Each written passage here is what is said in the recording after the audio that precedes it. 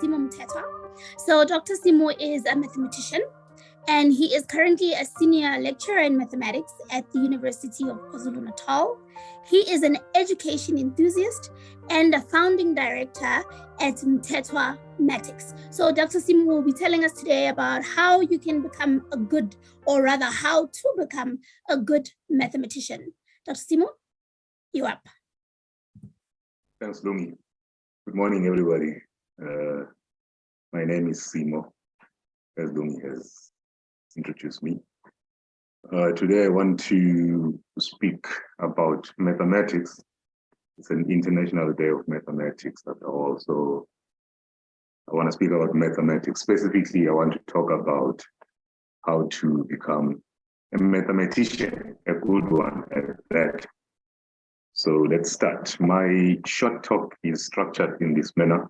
I'll first define what a mathematician is, and then give you some examples of well-known mathematicians, and then speak a bit about how to become a good mathematician, and then give you some examples of South African good mathematicians.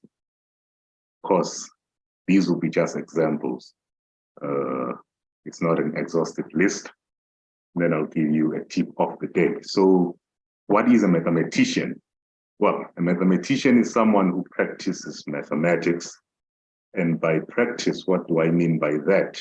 When you teach or study or use mathematics anyhow, or do research in mathematics, you actually practice mathematics. We refer to you, or we consider you as a mathematician. But we have what we call professional mathematicians, which are mathematicians who would be usually employed in a higher institution of learning or in a certain research institute. So it's a mathematician hired to do mathematics at a higher learning or a research institute.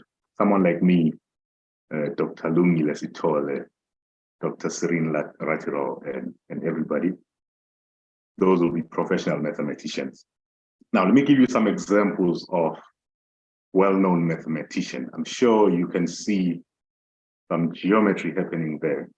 A circle with a right angle triangle squeezed inside there. This man here is a very famous mathematician. What is he famous for? His name is Euclid. The father of, or we consider him as the father of geometry. He is famous for pioneering what we learn in high school as Euclidean geometry these days. He also contributed to other fields of mathematics like number theory and logic, but his main thing was geometry. There's another good mathematician, famous, well-known, and that is the man on your screen right now with a beard just like me. He's famous for what we call Pythagoras theorem these days, a theorem that states that the sum of the squares of two sides of the right angle triangle is equals to the square of the longest side. This man is the first man to ever prove such a theorem, but the statement of that theorem was known way before he even existed. But in mathematics, if you prove something, we usually just attribute that to you or give your name to that. Now, these are old people. If you notice Euclid and Pythagoras, let me give you a relatively younger person. And this person here is famous, well-known. He's known as Terence Tao. Well, known for many things, but particularly for proving what we call Green-Tao's theorem, which is a theorem, a specific case of a conjecture that was stated by another mathematician, Paul Edosh. Paul Edosh explained that conjecture to Terence when Terence was 10 years old, and about 20-something years later, actually less than that, Terence was was able to show a specific case of that conjecture, and that earned him what we call a Fields Medal. In 2006, I think Terence was 30 at the time. So this is another example of a good mathematician that is well known. Now, what do I mean by a good mathematician? A good mathematician would be a mathematician first, but that serves mathematics and the mathematics community at large. What do I mean when I say serve? You serve mathematics by doing research to develop mathematics, to advance mathematics. So that's how you serve mathematics. So a mathematician that does research to advance mathematics, we consider such a mathematician as a good one. And the way to serve the community of mathematicians is to share your knowledge of mathematics with other mathematicians, or even collaborate with other mathematicians. And the father of collaboration, I just put a picture here of Paul Edosh. Paul Edosh was a very, very good mathematician, known as the father of collaboration, because he collaborated with over 500 other mathematicians with, I don't know, I think he has more than 1,500 published papers. So this is a typical example of a good mathematician. Now, let me give you some examples of good mathematicians in the South African context. Some of you here might know this man, but the younger guys may not know him. His name is James Raftery. He taught me at some point. He's a logician, one of the world's leading logicians at the moment.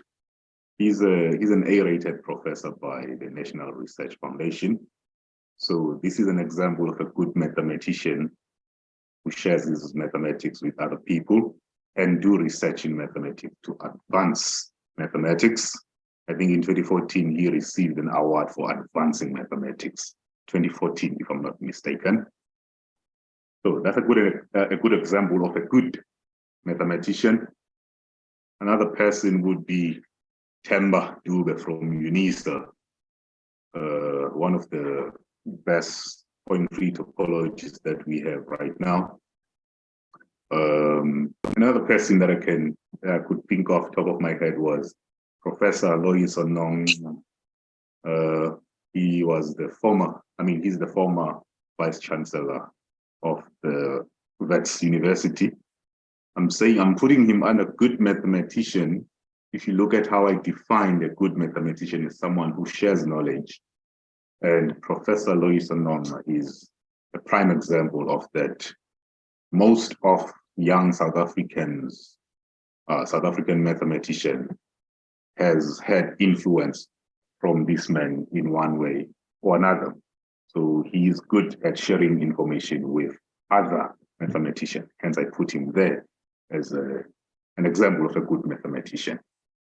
Of course, as I said, this list is not exhaustive, and I tried not to be biased. If I were to put my own favorite mathematicians here, it would have been different faces, trust me. Now, let me leave you with a tip of the day. I'll just say, don't belong where you don't belong. And my hope is that you belong to mathematics just like me. And that's where you're going to spend your longest time. Thank you. Thank you, Simo. Interesting tip. Very interesting tip. Thank you. Thank you for that talk. I'm surprised you didn't put yourself on there. You don't regard yourself as a good mathematician? I did say that if I would put my favorite people there, it would have been different faces. Understood. So I do have one question. I just want to check if there are any questions in the chat. But while I do that, I'll ask mine. So I really would like to know, because I think a lot of the kids would be interested in knowing as well. When did you know that you want to become a mathematician? And most importantly, what inspired you to pursue this field? Well, I was in primary school. I remember my teacher, my mathematics teacher, asked me what I want to be. I told her that I wanted to be a mathematician, and she asked me, what is a mathematician? I said, it's someone who writes books about mathematics. That was my perspective back then. But I think I solidified that thinking when I was in high school. That I really want to be a mathematician. And someone who inspired me was, when I was in high school, there was a visit by someone from the University of Zululand. He's now Dr. A.S. Mabaso. That person came and taught and then singled me and spoke with me outside. Then that's when I knew that, yeah, I'm going to be a mathematician. Wow, that is super cool. In primary school, I wanted to be something completely different in primary school. So that's really inspiring. So last question from the chat. And this is a really cool question because it's high school kids, and I think this is where they are and they're struggling with maths. So somebody wants to know, how was your maths? Has your maths always been good throughout primary school and high school and into university? Yeah, I guess that's why my teachers asked me what I wanted to be. My maths has always been intact. I would get average marks for other things, and then my maths would be like 90 something throughout the primary and high school. Actually, I think even in high school, I got a 97 for mathematics in metric, and then for other things, I don't know. I even forgot. Very impressive. And it's funny that you say that because a lot of the time that's what we see. Maths geniuses struggle so much in the other subjects. Not necessarily struggle, but they really don't put the same effort in other subjects. Yeah. But thank you so much. Thank you so much, Dr. Mthethwa.